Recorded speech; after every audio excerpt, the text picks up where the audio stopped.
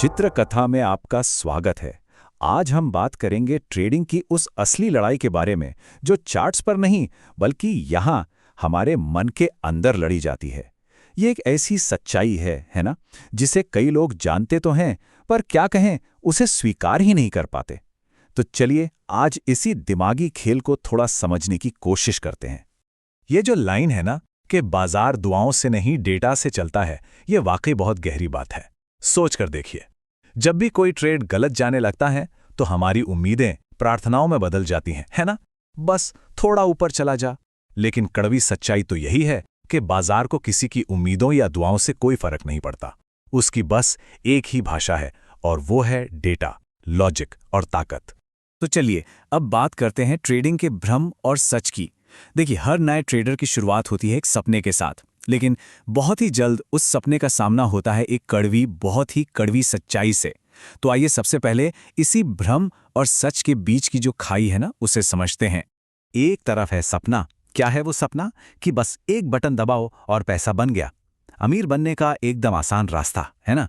और दूसरी तरफ है सच्चाई, जो कि एक युद्ध क्षेत्र है, दिमागी ताकत, अनुशासन और रणनीति का युद्ध क्षेत्र। ज्यादातर लोगों को यही लगता है कि ट्रेडिंग बस खरीदने और बेचने का एक सिंपल सा खेल है, लेकिन जिस पल वो असली मार्केट के सामने बैठते हैं उन्हें समझ आता है कि अरे, ये किस्मत का खेल तो है ही नहीं, ये तो दिमागी मजबूती का खेल है। यहाँ पैसा कमाने से पहले खुद को जीतना पड़ता है। और ये बात गांठ बांध लेनी चाहिए, बाजार को आपकी उम्मीदों से बिल्कुल कोई फर्क नहीं पड़ता।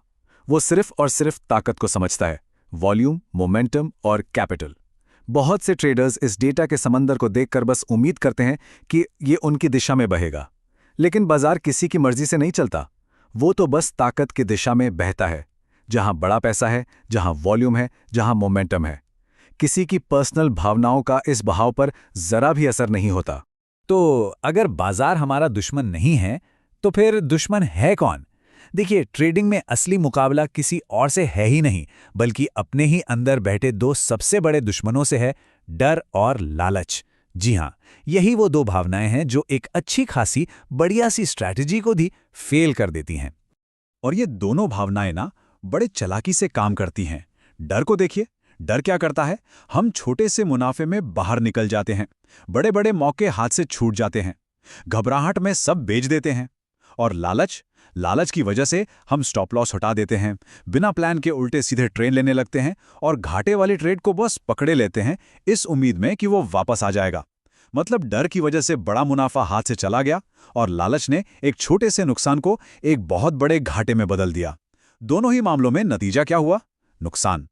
90%, 90। यह आंकड़ा हो सकता है आपको चौंका दे, लेकिन यह सच है। लगभग 90% ट्रेडर्स फेल हो जाते हैं। और जानते हैं क्यों? इसलिए नहीं कि उनकी स्ट्रैटेजी खराब थी, नहीं, वो इसलिए हारते हैं क्योंकि सही मौके पर वो अपने डर या अपने लालच पर काबू नहीं रख पाए।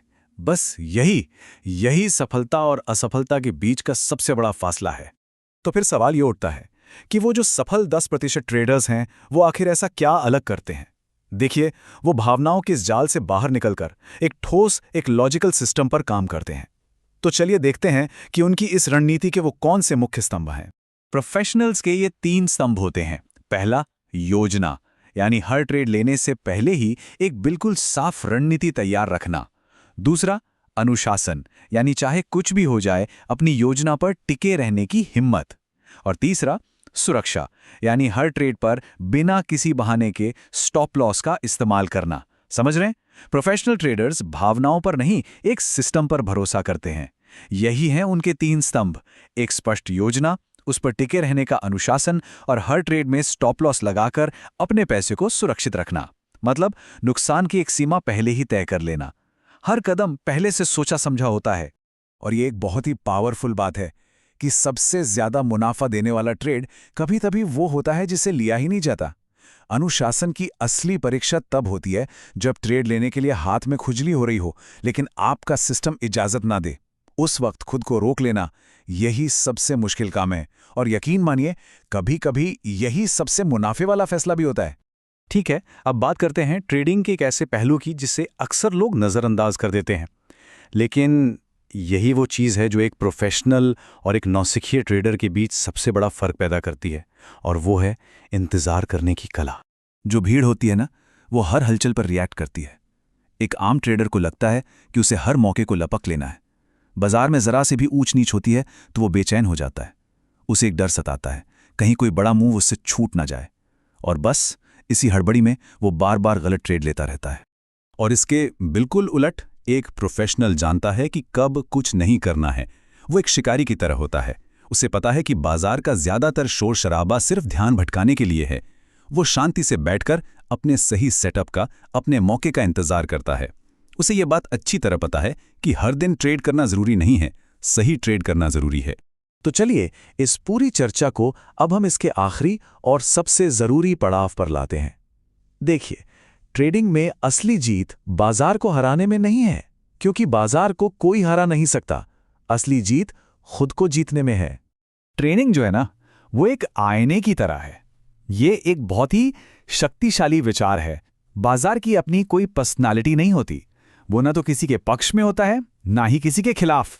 वो तो बस एक आईना है जो ट्रेडर के अंदर जो कुछ भी चल रहा होता है उसे स्क्रीन पर दिखा देता है। तो ये आईना आखिर दिखाता क्या है? ये दिखाता है आपका अनुशासन या फिर उसकी कमी। ये आपका धैर्य दिखाता है, आपका डर, आपका लालच और खुद के प्रति आपकी ईमानदारी। जब कोई ट्रेडर लालच में आके स्टॉप लॉस हटा देता है तो आईना उसका लालच दिखा देता है। जब कोई डर के मारे जल्दी से प्रॉफिट बुक कर लेता है तो आईना उसका डर दिखा देता है। हर ट्रेड का नतीजा असल में उस ट्रेडर के अंदर की जो हालत है उसी का एक प्रतिबिंब होता है। तो अब ये सवाल हर ट्रेडर को खुद से पूछना है अगला ट्रेड लेने से पहले। क्या वो आपकी रणनीति को दर्शाएगा या आपकी भावनाओं को? बस एक पल रुककर ये सोचना है, ये फैसला लॉजिक पर आधारित है या किसी भावना पर, क्योंकि जो भी जवाब होगा वही आपका नतीजा तय करेगा। तो सार बस इतना सा है कि ट्रेडिंग में सच्ची सफलता खुद पर महारत हासिल करने से ही मिलती है। ये चार्ट से पहले दिमाग का खेल है। उम्मीद है कि इस विश्लेषण से आपको एक नया नजरिया मिला होगा। अगर आपको ये प्रस्तुति पसंद आई तो इसे लाइक और शेयर जरूर करें, और एक विजेता वाली मानसिकता बनाने वाले ऐसे ही और विश्लेषणों के लिए चित्रकथा को सब्सक्राइब करना बिल्कुल ना भूलें। मिलते हैं आपसे अगली बार।